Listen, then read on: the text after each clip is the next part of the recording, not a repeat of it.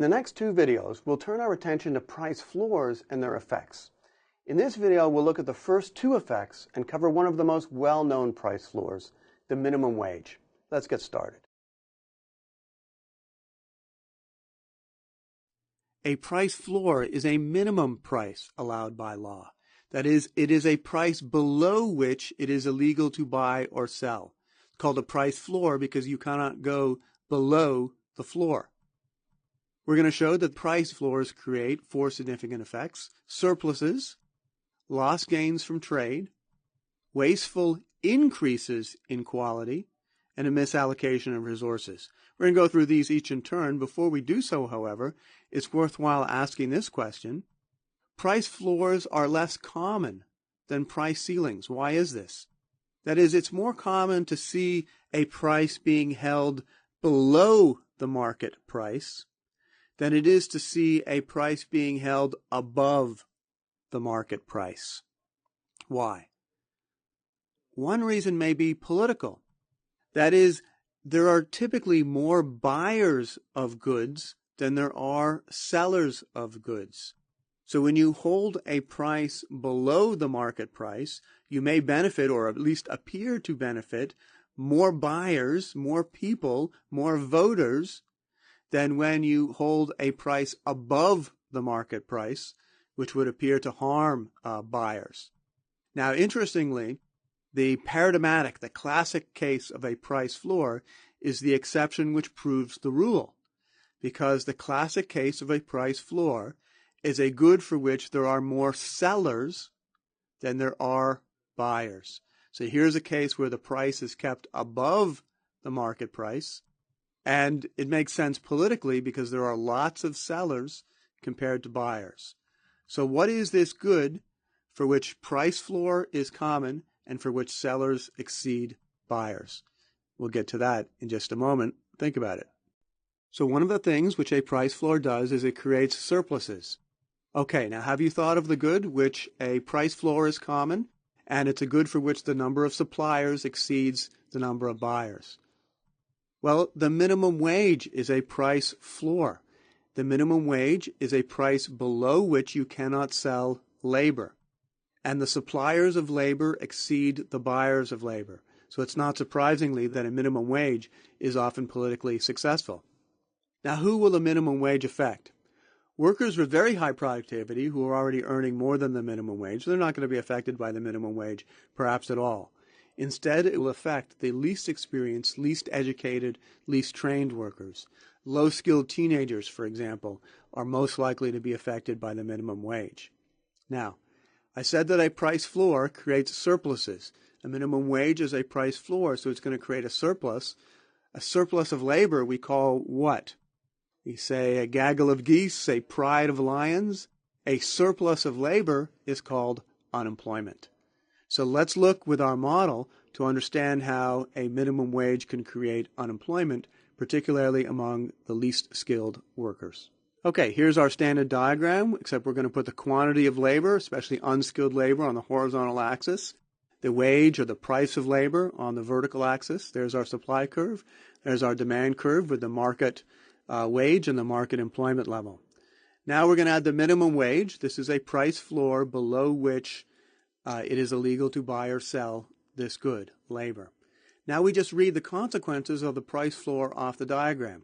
So we read, for example, that at the minimum wage, the quantity of labor demanded is read off the demand curve.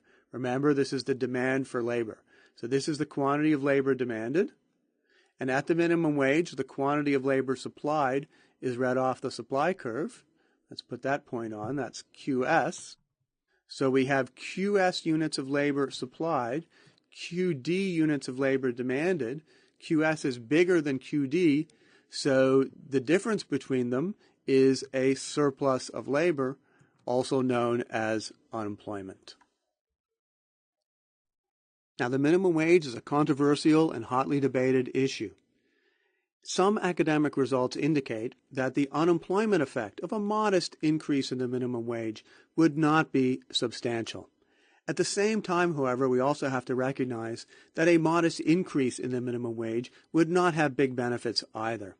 First, only a small percentage of workers are going to be affected by the minimum wage.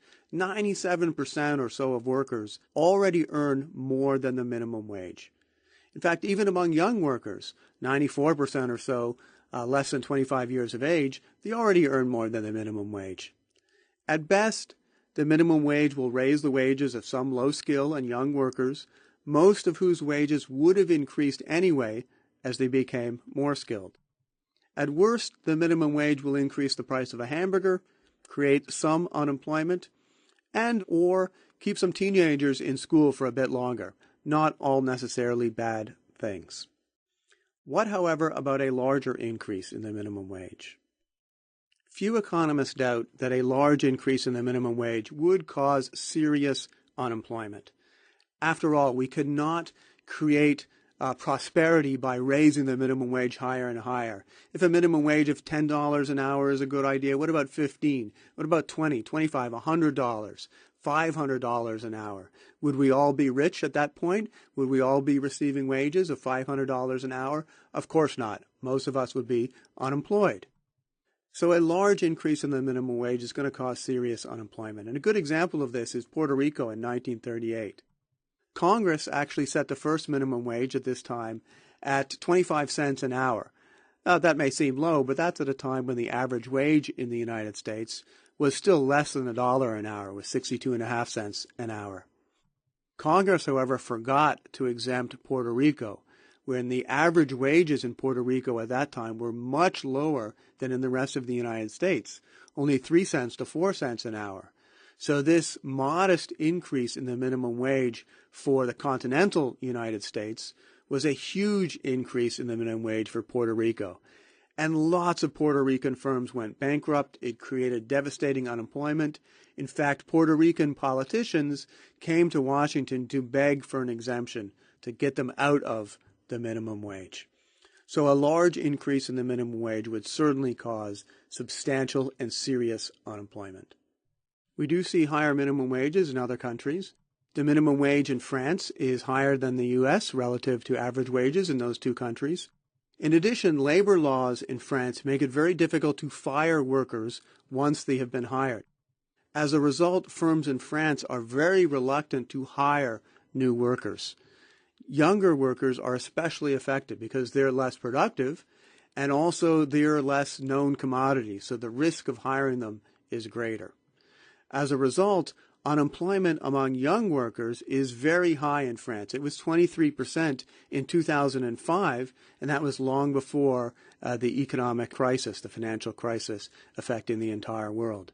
So even during good times, unemployment in France among young workers is very high because the minimum wage is high and because firms don't want to hire given how difficult it is to fire workers. Okay, let's also show that the minimum wage creates lost gains from trade. This ought to be very familiar by now. At the minimum wage, the quantity of labor demanded is given by QD. That is less than the quantity of labor which would be traded given the market wage, this market employment. Key point is that there are buyers of labor who are willing to buy labor at a price below the minimum wage, and there are suppliers of labor, workers, who are willing to work below the minimum wage.